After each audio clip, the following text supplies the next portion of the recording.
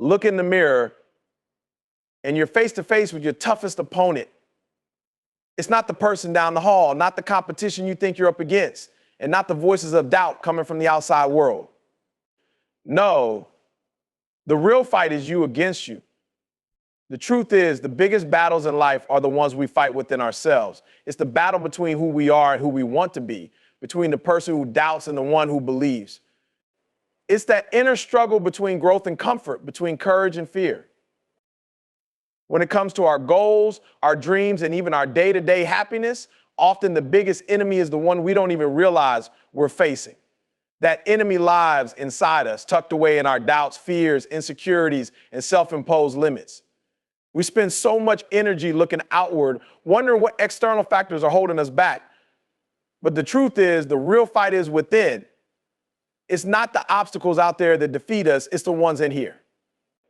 And until we come to terms with that, we're constantly going to be facing roadblocks that feel unmovable. Recognizing this inner enemy isn't about pointing a finger or finding something to blame. It's about taking an honest look at the self-limiting beliefs that have been holding you back. These beliefs usually come from years of conditioning, from things we've been told about ourselves or experiences that hurt us. Maybe someone once told you that you weren't good enough, or maybe you failed at something important, and since then, you've kept that fear locked inside, letting it control how you see yourself and what you believe you're capable of. That's your inner enemy whispering to you, convincing you to doubt yourself. This inner enemy is crafty, and it often disguises itself as self-preservation or practicality. How many times have you thought, maybe I'm just not cut out for this, or I'm just being realistic? It's so easy to confuse fear with realism. But that inner voice isn't keeping you safe, it's keeping you small. It tells you that aiming higher is too risky, that pushing harder isn't worth it, that you should just settle where you are. It convinces you that stepping outside your comfort zone is a danger rather than an opportunity. But here's the thing, if you listen to that voice, you stay stuck in a life that's far less than what you're capable of. Identifying this inner enemy requires self-awareness and courage. You have to be willing to confront the uncomfortable parts of yourself, the parts you'd rather ignore. You need to ask yourself, what beliefs am I holding on to that aren't serving me? What patterns of thinking have I accepted as normal that are really holding me back? This isn't easy. It requires getting raw and real with yourself. But the only way to overcome the inner enemy is to first acknowledge its existence. You can't conquer what you refuse to face. Another thing to recognize is that this inner enemy thrives in silence. When you keep your fears and doubts to yourself, they have free rein to grow and intensify. But when you bring them out into the open, when you confront them and question them, they lose their power. Talk about your fears with someone you trust, or even write them down. Once they're out in the open, you can start to see them for what they really are: thoughts and beliefs, not truths. And here's the reality: thoughts can be changed, beliefs can be rewritten. Think about this. Every time you face a challenge, your inner enemy is waiting to see if you'll listen to it. It wants you to hold back, to doubt, to let fear guide your actions. But imagine what would happen if you decided instead to see this as a battle worth fighting. What if you chose to see each fear, each doubt, each self-criticism as a chance to prove yourself wrong? The inner enemy only has as much power as you give it. Each time you choose courage over fear, each time you take a step forward, despite the doubt, you weaken its grip on you. Remember, the enemy inside is persistent. It doesn't vanish with one act of courage. It will keep showing up, especially in moments that matter. But every time you identify its tactics, every time you recognize its voice and choose not to follow it, you gain a little more strength, a little more confidence. Over time, you'll find that the inner enemy's voice gets quieter, that its grip loosens, and that it doesn't have the power over you that it once did. Finally, identify the version of yourself that's on the other side of the inner enemy. Visualize the person who's stronger, more confident, and more resilient. That's the real you, the one that negativity and self-doubt have been trying to keep you from. Keep that vision in mind as you face your inner enemy. Know that every time you identify and confront it, you're one step closer to becoming that person. The only real enemy is the one inside, and once you learn to see it clearly, you can start to defeat it, one choice at a time. To overcome negativity, the first essential step is acknowledgement. You can't fight an enemy you don't recognize. Negative feelings don't appear out of nowhere. They have roots, sources that go deep into past experiences, fears, and beliefs. Often, These sources are hidden beneath layers of habit and routine. But when you pause to understand where they come from, you take back the power they hold over you. Acknowledgement is the key that opens the door to healing and growth. Negativity often begins with a single moment, an experience that left a mark. Maybe someone criticized you when you were young, dismissed your ideas, or undermined your confidence. Or perhaps you faced a failure or setback that made you question your worth or potential. These moments don't seem significant at first, but over time, they compound, shaping your perception of yourself. Each time a similar experience occurs, it reinforces that initial wound. Without acknowledgement, these wounds fester, feeding a negative mindset that can become part of how you see the world and yourself. Acknowledging the source of negativity means going back to those moments and confronting them. It's about looking at your life honestly and asking, where did these feelings start? Perhaps it was a difficult relationship, a missed opportunity, or years of self-criticism that have now become automatic. This process is rarely easy, and it often brings up uncomfortable emotions, but it's necessary. Until you address these sources, you're fighting an uphill battle against shadows. You need to bring these feelings into the light. Sometimes negativity comes from external influences that you've absorbed over time. Society, family, friends, and even the media can influence how we see ourselves. Maybe you were told to be realistic. Instead of reaching for your dreams, or perhaps you grew up around people who constantly worried or criticized, these influences shape your mindset. But remember, just because you've absorbed them doesn't mean you have to keep them. Acknowledging that some negativity isn't even yours to carry is incredibly freeing. It lets you decide what beliefs you want to keep and which ones you're ready to let go of. Acknowledgement also requires understanding that some negativity stems from fear. Fear of failure, fear of disappointment, or fear of judgment can all create a cycle of negative thinking.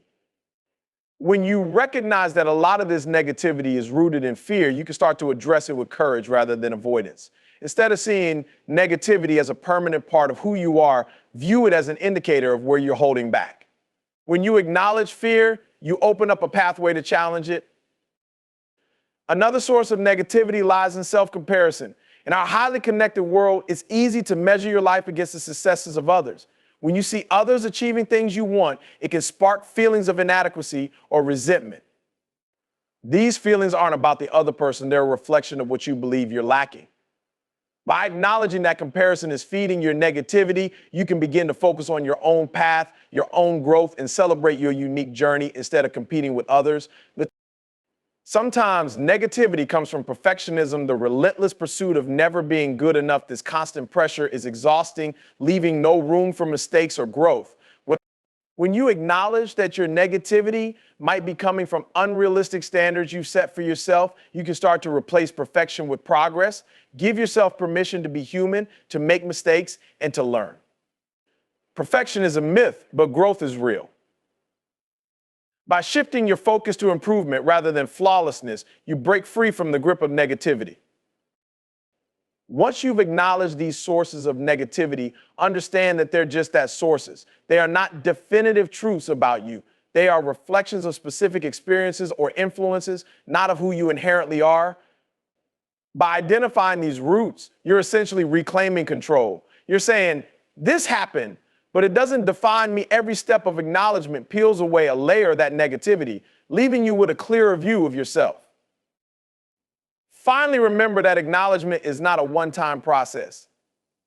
Just as negativity didn't develop overnight, neither will it disappear in a moment. It's a journey that requires patience, persistence, and self-compassion. Each time you acknowledge a source of negativity, you weaken its power. Over time, you become more resilient, more self-aware, and better equipped to challenge any negative thoughts that try to creep in. Recognizing the sources of negativity is the first step to dismantling them and stepping into a mindset of positivity and possibility. Reframing negative thoughts is the art of seeing challenges and setbacks through a different lens. Our minds naturally lean towards self-preservation, which means that when something goes wrong, we're quick to assume the worst. A missed opportunity becomes a permanent failure. A single mistake feels like a defining flaw. But reframing is about shifting that mindset, about finding a way to turn obstacles into opportunities. It's about choosing to see things in a way that fuels growth rather than hinders it. Reframing doesn't erase the challenge, it redefines it. The first step in reframing negative thoughts is recognizing them for what they are: temporary, not permanent. Negative thoughts can feel like they're written in stone, but they're actually just fleeting ideas that pass through your mind. It's easy to let a single negative thought spiral convincing you that it's true and that it defines you. But once you recognize that thoughts are just that thoughts, you take away some of their power. You realize that you have the choice to decide which thoughts to believe and which ones to let go. To reframe effectively, start by questioning the validity of each negative thought. Ask yourself, is this thought based on fact or assumption? For example, you might think, I'm terrible at this, but what's the evidence? Often, our negative thoughts are exaggerated, influenced more by emotion than by reality. When you break them down and look for evidence, you'll often find that they're based on fears or insecurities rather than actual truth. This process of challenging your thoughts can reveal how much they're really just mental obstacles that you can overcome. Another powerful tool for reframing is to replace negative statements with neutral or positive alternatives. Instead of thinking, I can't do this, reframe it as, this is challenging, but I can find a way through it. By rephrasing your thoughts, you shift from a fixed mindset to a growth mindset, one that's open to learning and adapting. It might feel strange at first, but over time, this practice rewires your brain to look for possibilities rather than limitations. With each rephrased thought, you're strengthening your ability to see challenges as opportunities for growth. Reframing also means letting go of perfectionism.